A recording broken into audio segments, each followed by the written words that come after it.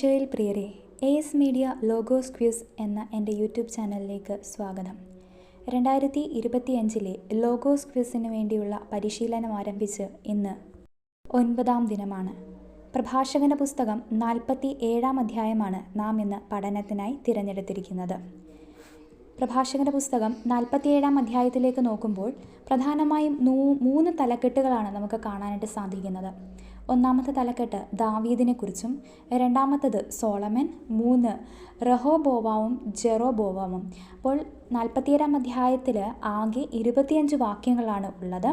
അപ്പോൾ ദാവീദിനെക്കുറിച്ച് പ്രതിപാദിക്കുന്നത് 47-ാം അധ്യായം 1 മുതൽ 11 വരെയുള്ള വാക്യങ്ങളിലും, സോളമനെക്കുറിച്ച് പ്രതിപാദിക്കുന്നത് 47-ാം അധ്യായം 12 മുതൽ 22 വരെയുള്ള വാക്യങ്ങളിലും, റഹോബോവാം, ജെറോബോവാം എന്നിവരെക്കുറിച്ച് പ്രതിപാദിക്കുന്നത് 47-ാം അധ്യായം 23 മുതൽ 25 വരെയുള്ള വാക്യങ്ങളിലുമാണ്.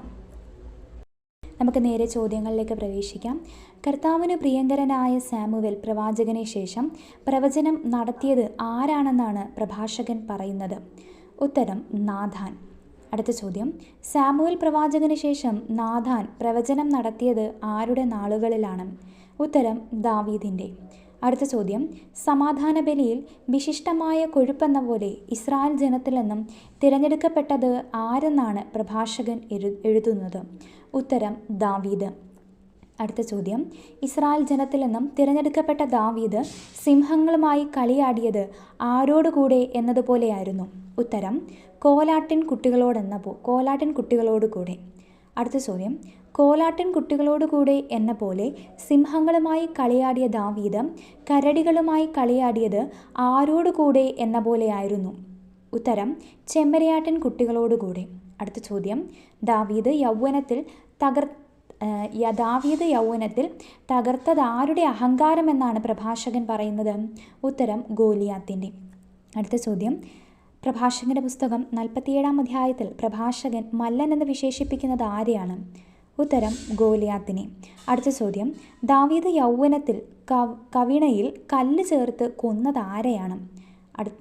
ഉത്തരം ഗോലിയാത്തിനെ. അടുത്ത ചോദ്യം, കവിണയിൽ കല്ല് ചേർത്ത് ഗോലിയാത്തിനെ കൊന്ന് ദാവീദ് നീക്കിയത് ആരുടെ അപമാനമായിരുന്നു? ഉത്തരം ജനത്തിൻ്റെ. അടുത്ത ചോദ്യം, തൻ്റെ ജനത്തിൻ്റെ ശക്തി വർദ്ധിപ്പിക്കുന്നതിന് വേണ്ടി കർത്താവ് ആരുടെ കരമാണ് ശക്തമാക്കിയത്? ഉത്തരം ദാവീദിൻ്റെ കരമാണ് ശക്തമാക്കിയത്. അടുത്ത ചോദ്യം, ജോഷുവ നമ്മൾ കാണുന്നുണ്ട്. നമ്മൾ കഴിഞ്ഞ അധ്യായത്തിലും ജോഷുവായും കാലേബിനെ കുറിച്ചും ഒക്കെ കണ്ടതാണ്.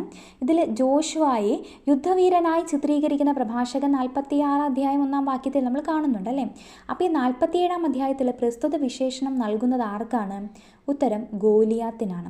അടുത്ത ചോദ്യം, മല്ലനും യുദ്ധവീരനുമായിരുന്ന ഗോലിയാത്തിനെ വധിച്ച ദാവീദിനെ ഇസ്രായേലിയർ അണിയിച്ചത് എന്തായിരുന്നു? ഉത്തരം മഹത്വത്തിൻ്റെ കിരീടം. അടുത്ത ചോദ്യം, ദാവീദിനെ ഇസ്രായേലിയർ മഹത്വത്തിൻ്റെ കിരീടം അണിച്ച് ആർത്ത് വിളിച്ചതെന്താണ്?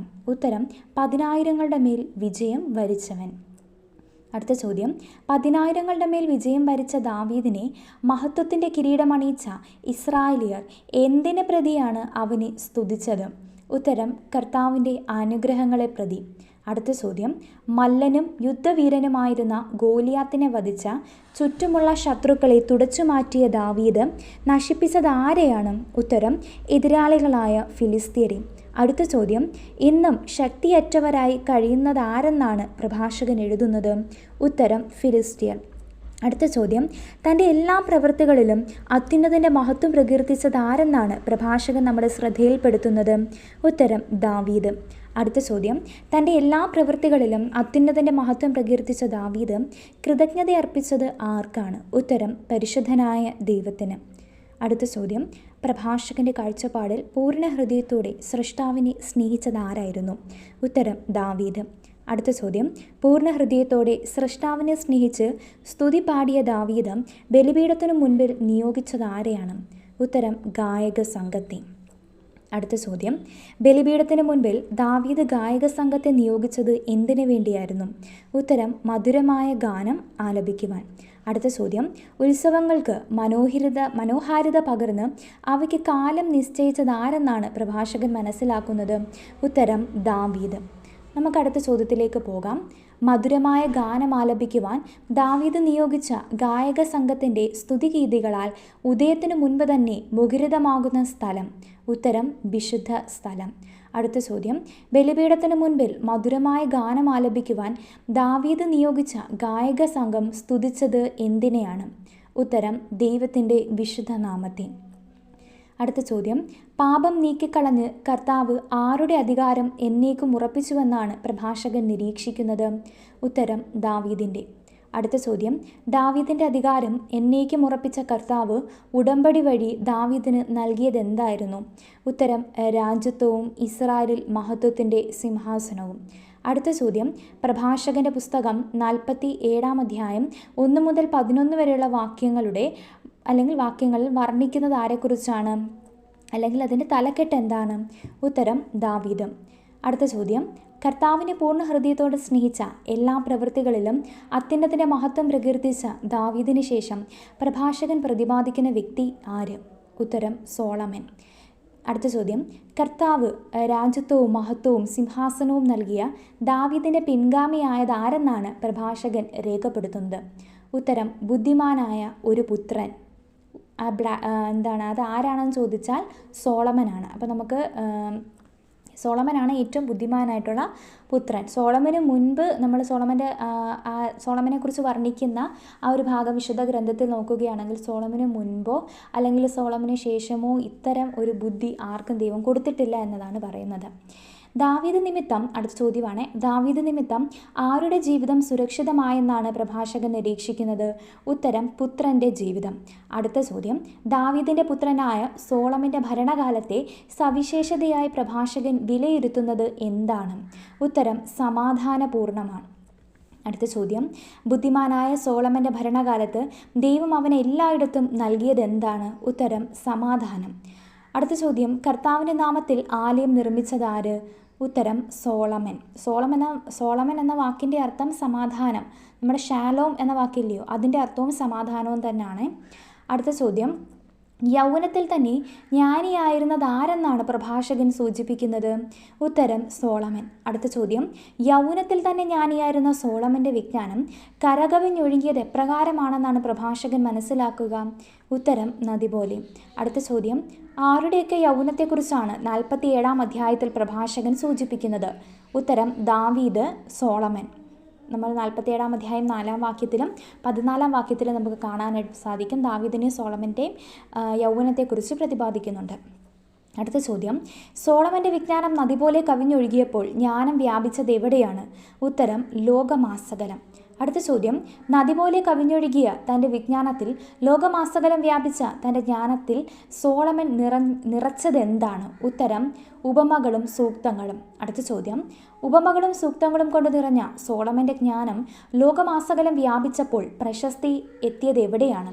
ഉത്തരം വിദൂര ദ്വീപുകളിൽ. അടുത്ത ചോദ്യം, പ്രഭാഷകൻ്റെ കാഴ്ചപ്പാടിൽ ബുദ്ധിമാനും ജ്ഞാനിയും വിജ്ഞാനിയുമായ സോളമൻ്റെ ഏത് പ്രവൃത്തി നിമിത്തമാണ് അവൻ പ്രിയങ്കരനായത്? ഉത്തരം സമാധാനപൂർണമായ ഭരണം നിമിത്തം. അടുത്ത ചോദ്യം, സമാധാനപൂർണമായ ഭരണം നടത്തി പ്രിയങ്കരനായ സോളമൻ ജനതകളെ വിസ്മയാധീനരാക്കിയത് എന്തിനാലാണ്? ഉത്തരം തൻ്റെ കീർത്തനങ്ങളും സുഭാഷിതങ്ങളും ഉപമകളും പ്രത്യുത്തരങ്ങളാലും. അടുത്ത ചോദ്യം, ഇസ്രായേലിൻ്റെ ദൈവമായ കർത്താവിൻ്റെ നാമത്തിൽ തകരം പോലെയും ഈയം പോലെയും സോളമൻ ശേഖരിച്ചത് എന്ത്?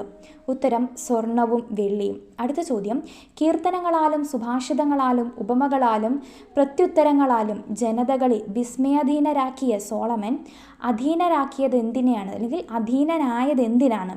ഉത്തരം സ്ത്രീകൾക്ക്. അപ്പം സോളമൻ ഇതിനെല്ലാം വിസ്മയാധീനരാക്കിയെങ്കിലും അദ്ദേഹം അധീനനായി പോയത് ആരിലായിരുന്നു? സ്ത്രീകളിലായിരുന്നു എന്ന് പ്രഭാഷകൻ 47 അധ്യായം 20 വാക്യത്തിൽ നമുക്ക് കാണാനായിട്ട് സാധിക്കും. അപ്പോൾ ആ 20 വാക്യപ്രകാരം പറയുന്നത്, നിന്റെ സൽകീർത്തിക്ക് നീ തന്നെ കളങ്കം വരുത്തി സന്തതി പരമ്പരയെ മലിനമാക്കി അവരെ ക്രോധത്തിനിരയാക്കി നിന്റെ ഭോഷത്വം അവർക്ക് ദുഃഖ കാരണമായി. അപ്പം അതിന് 19 വാക്യം നോക്കിയേ, നീ സ്ത്രീകൾക്ക് അധീനനായി അഭിലാഷങ്ങൾ നിന്നെ കീഴടക്കി എന്നാണ് പ്രഭാഷകൻ പറയുന്നത്.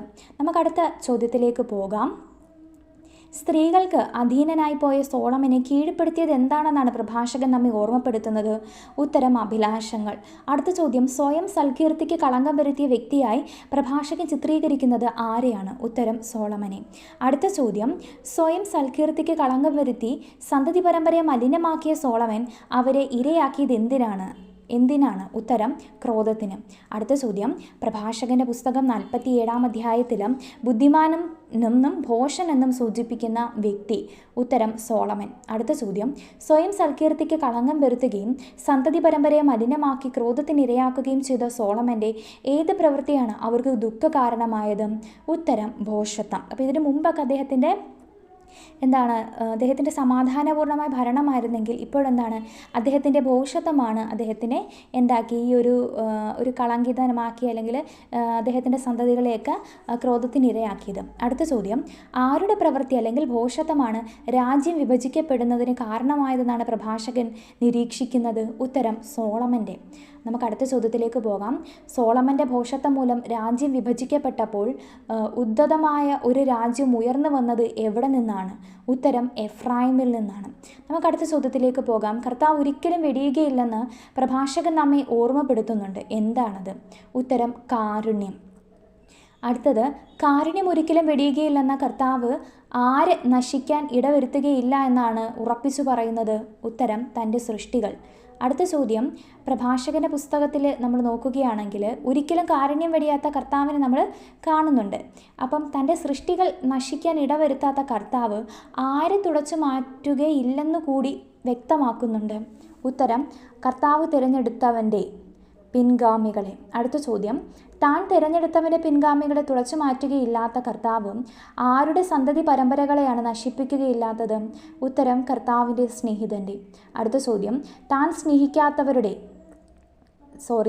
താൻ തിരഞ്ഞെടുക്കപ്പെട്ടവരുടെ പിൻഗാമികളെയും തന്നെ സ്നേഹിക്കുന്നവരുടെ സന്തതി പരമ്പരകളെയും തുടച്ചു മാറ്റുകയോ നശിപ്പിക്കുകയോ ചെയ്യാത്തതിനാൽ കർത്താവ് ഒരു ഗണത്തെ അവശേഷിപ്പിച്ചത് ആർക്കാണ്?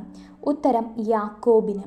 അടുത്ത ചോദ്യം, ഒരിക്കലും കാരുണ്യം വെടിയാത്ത കർത്താവ് യാക്കോബിന് ഒരു ഗണത്തോടൊപ്പം ആരുടെ വംശത്തിലാണ് ഒരു സന്തതിയെയും അവശേഷിപ്പിച്ചത്? ഉത്തരം ദാവീദിൻ്റെ വംശത്തിൽ. നമുക്ക് അടുത്ത ചോദ്യത്തിലേക്ക് പോകാം.